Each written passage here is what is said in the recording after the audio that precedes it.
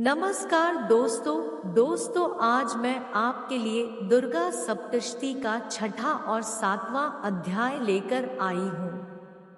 चलिए शुरू करते हैं। दुर्गा सप्तशती छठा अध्याय। धूम्रलोचन वध। जय माँ दुर्गा तेरी सदा ही जय हो। दुर्गा सप्तशती के 5वें अध्याय में देवताओं द्वारा देवी की स्तुति पढ़ा। महर्षि मेधा ने कहा, देवी की बात सुनकर दूत क्रोध में भरा हुआ वहां से असुरेंद्र के पास पहुंचा और सारा वृत्तांत उसे कह सुनाया। दूत की बात सुन असुरेंद्र शुंभ के क्रोध का पारावर न रहा और उसने अपने सेनापति धूम्रलोचन से कहा, धूम्रलोचन, तुम अपनी सेना सहित शीघ्र वहां जाओ और उस दुष्टा के केशों को पकड़कर उसे घसीटते हुए यहाँ ले आओ।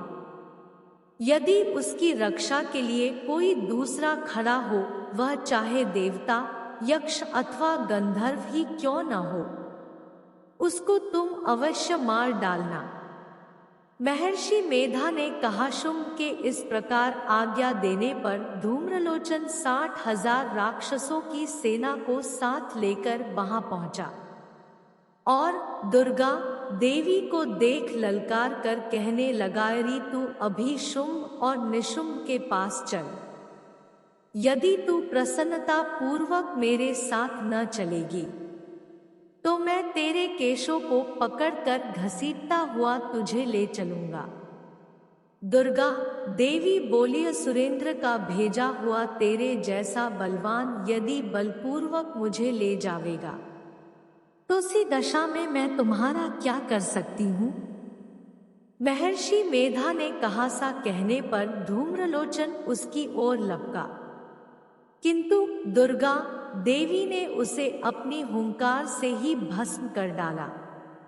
यह देखकर असुर सेना क्रुद्ध होकर देवी की ओर बढ़ी, परंतु अंबिका ने उन पर तीखे बाणों, शक्तियों तथा फरसों की वर्षा आरंभ कर दी। इतने में दुर्गा देवी का वाहन भी अपनी ग्रीवा के बालों को झटकता हुआ और बड़ा भारी शब्द करता हुआ असुर सेना में कूद पड़ा।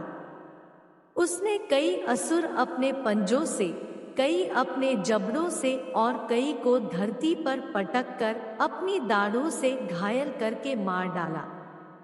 उसने कई असुरों के पेट अपने नख से फाड़ डाले और कई असुरों का तो केवल थप्पड़ मारकर ही सिर धड़ से अलग कर दिया।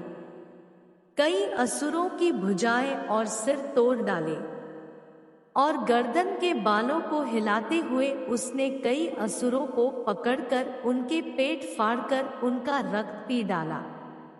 इस प्रकार देवी के उस महाबली सिंह ने क्षणभर में असुर सेना को समाप्त कर दिया।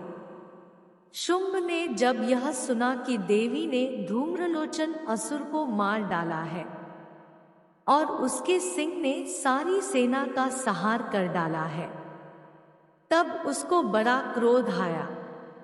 उसके मारे क्रोध के ओंठ फड़कने लगे और उसने चंड तथा मुंड नामक महाअसुरों को आज्ञा दी है, चंड, हे मुंड, तुम अपने साथ एक बड़ी सेना लेकर वहां जाओ और उस देवी के बाल पकड़कर उसे बांधकर तुरंत यहाँ ले आओ।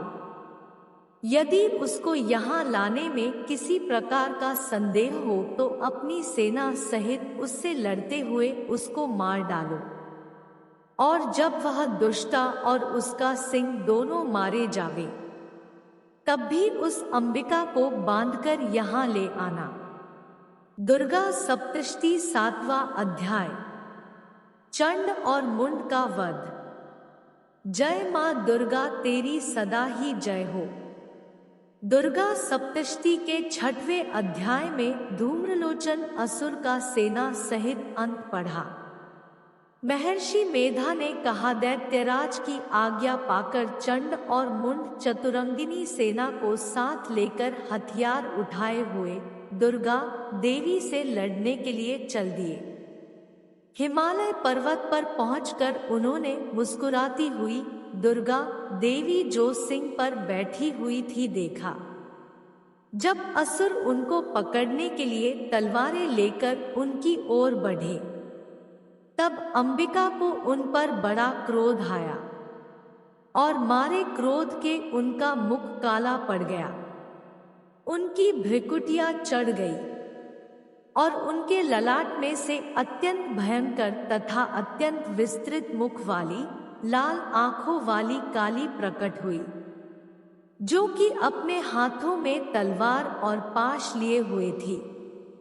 वह विचित्र खड्ग धारण किए हुए थी तथा चीते के चर्म की साड़ी एवं नरमुंडों की माला पहन रखी थी। उसका मांस सूखा हुआ था और शरीर केवल हड्डियों का ढांचा था, जिससे और डरावनी प्रतीत होती थी, और जो भयंकर शब्द से दिशाओं को पूर्ण कर रही थी। वह असुर सेना पर टूट पड़ी और दैत्यों का भक्षण करने लगी। वह पार्श्व रक्षकों, अंकुशधारी महावतों, हाथियों पर सवार योद्धाओं और घंटा सहित हाथियों को एक हाथ से पकड़ पकड़ कर अपने मुंह में डाल रही थी, और इसी प्रकार वह घोड़ों, रथों, सारथियों व रथों में बैठे हुए सैनिकों को मुंह में डालकर भयानक रूप से चबा रही थी। वह दुर्गा देवी किसी के केश पकड़कर, किसी को पैरों से दबाकर और किसी दैत्य को छाती से मसलकर मार रही थी। वह दैत्यों के छोड़े हुए बड़े बड़े अस्त्र शस्त्रों को मुंह में पकड़कर और क्रोध में भर उनको दांतों में पीस रही थी। उसने कई बड़े बड़े अस्त्र शस्त्रों सहित असुर भक्षण कर डाले, कितनों को रौंद डाला और कितने उसकी मार के मारे भाग गए। कितनों को उसने तलवार से मार डाला, कितनों को अपने दांतों से समाप्त कर दिया। और इस प्रकार से देवी ने क्षण भर में संपूर्ण दैत्य सेना को नष्ट कर दिया। यह देख महापराक्रमी दैत्य चंड काली देवी की ओर लपका, और मुंड ने भी देवी पर अपने भयानक बाणों की वर्षा आरंभ कर दी और अपने हजारों चक्र उस पर छोड़े। उस समय वह चमकते हुए बाण व चक्र देवी के मुख में प्रविष्ट हुए इस प्रकार दिख रहे थे, जैसे मानो बहुत से सूर्य मेघों की घटा में प्रविष्ट हो रहे हों। इसके पश्चात भयंकर शब्द के साथ काली ने अत्यंत जोश में भरकर विकट अट्टहास किया। उसका भयंकर मुख देखा नहीं जाता था, उसके मुख से श्वेत दांतों की पंक्ति चमक रही थी। फिर उसने तलवार हाथ में लेकर हूं शब्द कहकर चंड के ऊपर आक्रमण किया और उसके केश पकड़कर उसका सिर काटकर अलग कर उसका अंत कर दिया। चंड को मरा हुआ देखकर मुंड देवी की ओर लपका, परंतु देवी ने क्रोध में भरे उसे भी अपनी तलवार से यमलोक पहुंचा दिया।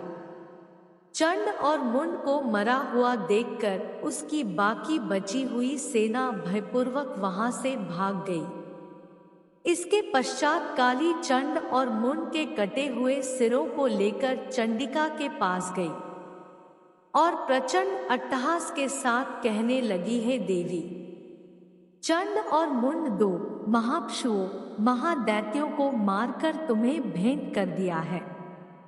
अब शुंभ और निशुंभ का तुमको स्वयं वध करना है। महर्षि मेधा ने कहा। वहां लाए हुए चंड और मुंड के सिरों को देखकर कल्याणकारी चंडी ने काली से मधुर वाणी में कहा, है देवी, तुम चूंकि चंड और मुंड को मेरे पास लेकर आई हो, इसलिए संसार में चामुंडा के नाम से तुम्हारी ख्याति होगी। दोस्तों, अगर आप दुर्गा सप्तशती के आगे के अध्याय सुनना चाहते हैं तो वीडियो को लाइक करें और चैनल को सब्सक्राइब करें, साथ ही बेल आइकन भी दबाएं। धन्यवाद।